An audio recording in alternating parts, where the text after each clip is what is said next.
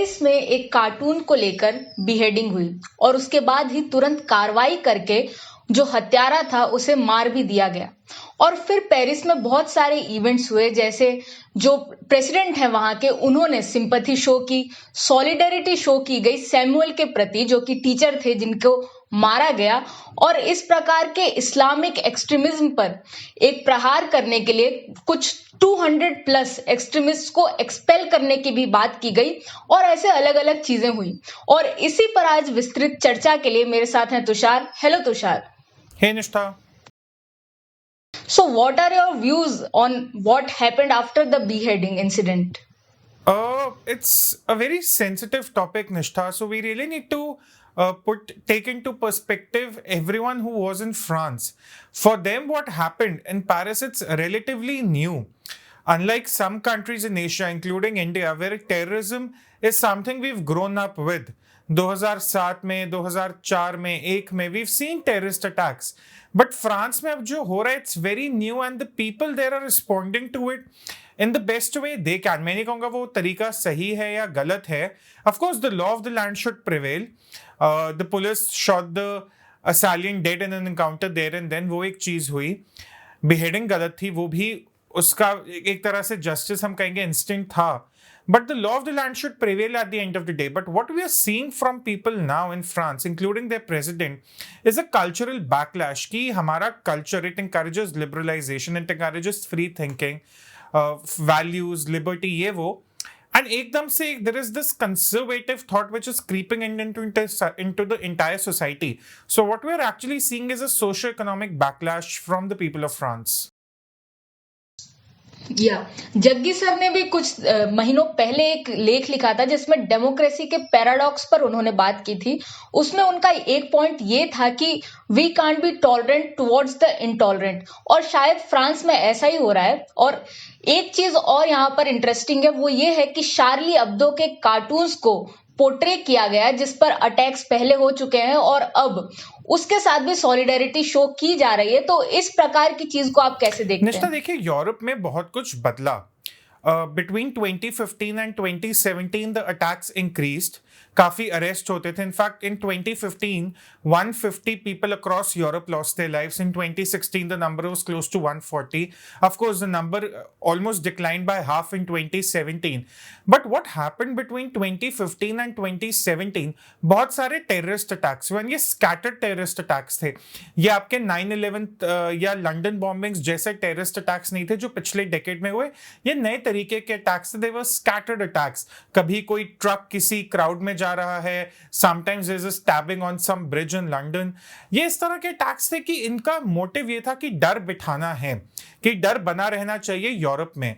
अब काफी क्विकली काफी पॉलिटिकल पार्टीज है यूरोप की, उन्होंने कहा कि देखिए माइग्रेशन हो रहा है मिडिल ईस्ट से. There is a civil war going on in Syria. उसका काफी माइग्रेशन यूरोप में हुआ. And as we have learned in chemistry, whenever two very incompatible solubles come together, solvents come together, solution में गड़बड़ होती है. Europe में भी शायद यही हुआ. I mean, there is one aspect कि migration was a problem. The second aspect is that for the Islamic state which had its existence in Syria and Iraq, 42,000 fighters, I don't know why we call them fighters, but 42,000 jihadis, they went from 120 countries. अब ये 42,000 लोग वापस Europe भी आए. जैसे उस दिन जिसने पेरिस beheading को कैरी आउट किया, he had some links with the Islamic State. So these scattered incidents, these scattered terrorist attacks have actually waken up Europe, and now they're just responding to it in the best way they can. I mean, now they're putting up the cartoons of Charlie Hebdo, which actually led to another terrorist attack in 2015 where 17 people were killed of a magazine office. Now they're putting them up on government buildings, and कहीं ना कहीं आपको मानना होगा government का भी सहयोग है, because they have seen so many terrorist attacks in the last 5 years starting 2015. They can blame the migration, they can blame the culture, but कहीं ना कहीं अब ये इनकी सोशियो इकोनॉमिक बैकलैश जो एक फ्रस्ट्रेशन बन के बाहर आ रही है. ये जो रेफ्यूजीज को एक्सेप्ट करने की बात थी, उसके लिए भी हमने यूरोप में a couple of years ago कुछ मूवमेंट्स देखे थे जिसमें लोग कह रहे थे we are open for them और ऐसा। और अब दूसरे तरह के प्रोटेस्ट हो रहे हैं, जैसे जो सॉलिडेरिटी रैलीज निकली सैमुअल के लिए, वो एक अलग कैटेगरी के, और मोर और लेस ये जो पीपल है वो सेम है, जो पहले उन्हें एक्सेप्ट कर रहे थे और अब उन्हीं लोगों को इनसे प्रॉब्लम हो रही है। लेकिन इंडिया में इस टाइप की चीजें देखने को नहीं मिलती। जैसे हमने देखा था कि कमलेश तिवारी की हत्या पर बहुत कम जगह कुछ हुआ, इवन मीडिया में भी इसे रिपोर्ट नहीं किया गया, लेकिन जो पेरिस बीहेडिंग है उसे एक वर्ल्ड कवरेज मिल रहा है। तो क्या आपको ऐसा लगता है कि मीडिया कवरेज से भी पर्सपेक्टिव चेंज होता है? निष्ठा, दो पहलू हैं इस बात के। पहला, एक चीज हम कहते हैं, आजकल हम टर्म सुनते हैं वोकनेस। यूरोप में ये बहुत थी, अमेरिका में भी अभी चल रही है। अगर आप देखें wokeness when it comes to illegal immigration from Mexico, Trump का इसी बात पर डिबेट चलता रहता है कि मुझे इमिग्रेशन से प्रॉब्लम नहीं है पर इलीगल इमिग्रेशन से प्रॉब्लम है। यूरोप में भी यही सेम डिबेट था। बट आपको पता है निष्ठा, यूरोप की वोकनेस जो है, ये बहुत कॉमन फ्रेज है, ट्विटर पे बहुत चलता है, ये इस लेवल पर थी कि they refuse to acknowledge that there was a problem of Islamic terrorism.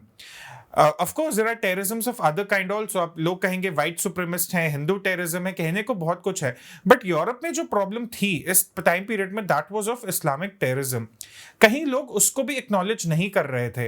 अब यूरोप यूनियन में एक बड़ा मजेदार सर्वे होता है, यूरो बैरोमीटर, साल में 2 बार होता है, and it's based on some questions people respond to.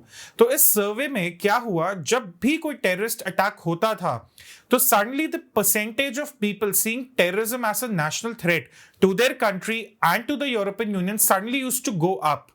ये होता था। तो the media perception obviously played a role in people seeing terrorism as a national threat. But वही आपकी बात है कि we can not be tolerant towards the intolerant. But इतनी वोकनेस थी पहले यूरोप में, पीपल रिफ्यूज टू बिलीव कि टेररिज्म जैसा कुछ हो ही सकता है।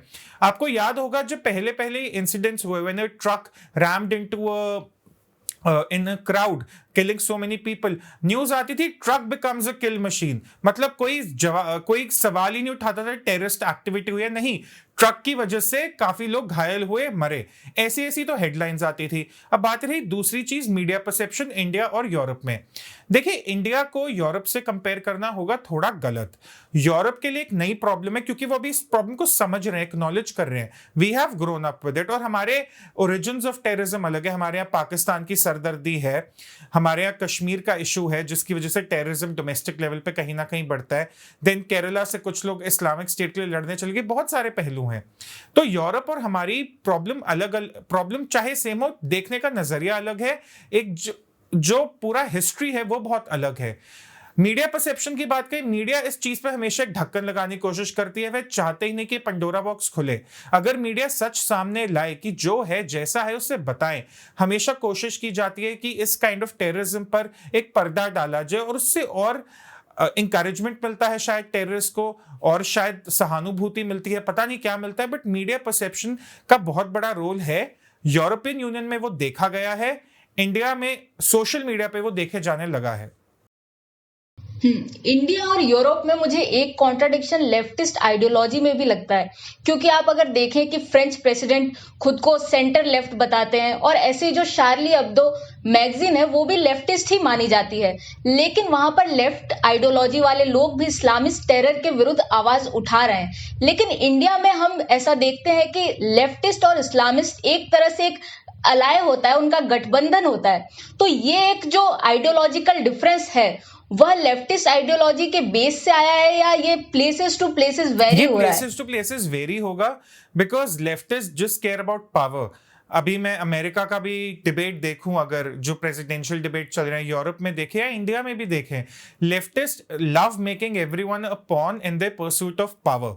That is what happens. और आप तो जानती हैं हमारे देश में अरसों से ये अपीजमेंट वाला फॉर्मूला चल रहा है जो कांग्रेस भी करती है, जिससे कई मुसलमान लोग खुद परेशान हो चुके हैं, because they don't want appeasement at the end of the day, they want development, they want progress for their future generations. Kashmir में क्या चलता था? अपीजमेंट। कांग्रेस के मैनिफेस्टो में 2019 में क्या था कि 370 चलता रहेगा, 35 से लगा रहेगा। ये एक तरह की अपीजमेंट है और ये प्लेस टू प्लेस वेरी करती है। यूरोप में अभी वो अपीजमेंट वाली बात आई नहीं क्योंकि वहां भी वोकनेस ही इतनी चालू है। They are not still able to get over their wokeness तो appeasement तो बहुत दूर की चीज है, so it varies places to place, but at the end of the day नुकसान किसका है? नुकसान सोसाइटी का ही है, एंड ये लेफ्टिस्ट को भी समझना होगा और उन मीडिया वालों को भी समझना होगा जो इस पूरी चीज पे एक पर्दा डालते हैं। और अब जो हम बैकलैश देख रहे हैं फ्रांस में, ये और जगह भी देखा जाएगा अगर हम प्रॉब्लम को एक्नॉलेज नहीं करेंगे, और अगर एक्नॉलेज करेंगे तभी तो सॉल्व कर पाएंगे। तो इन सारी चीजों में आपको क्या लगता है कि फ्रांस से इंडिया क्या सीख सकता है? देखिए, first thing is the law of the land should prevail. किसी को बैटमैन या कैप्टन अमेरिका बनने की जरूरत नहीं है। I firmly do not believe in this. Even if you see the criminal right in front of you, hand it over to the police. ये Batman Captain America पिक्चरों में अच्छे लगते हैं, असल दुनिया में नहीं। The law of the land should prevail, चाहे ये इंडिया हो चाहे फ्रांस हो, बिकॉज वे डेमोक्रेसीज। यहाँ एक डेमोक्रेटिक तरीके से चीजें होती है, एक सिस्टम है, जस्टिस के लिए सिस्टम है, वो होना चाहिए। The law of the land should prevail. Now if there immigrants coming in, कल को सीए के under we'll have immigrants coming in from 3 neighboring countries. They need to abide by the law of the land. Similarly, people who are immigrating to European countries from the Middle East in hope for a better life, they need to abide by the law of the land. What India needs to learn from France is swift justice, and they need to acknowledge the problem of terrorism which is happening, be it any terrorism of any kind. They need to be acknowledge it. ये नहीं कि आप एक terrorism को बहुत बढ़ा चढ़ाकर बेच रहे हैं, दूसरे पे एकदम पर्दा डाल रहे हैं। सच के परस्यूट में रहिए, प्रॉब्लम्स खुद ब खुद सॉल्व होंगी। अगर आपको अपीजमेंट ही करनी है, अगर आपको एक चीज पे पर्दा ही डालना है, फिर तो इस डिबेट का कोई अंत नहीं है। निष्ठा will be keep talking about this, and media will keep putting a curtain on this, and the parties will keep appeasing, and this cycle will go on, and people will just die. I hope that whatever you have suggested will be implemented in India in some or the other way. Keep watching us. Thanks. You.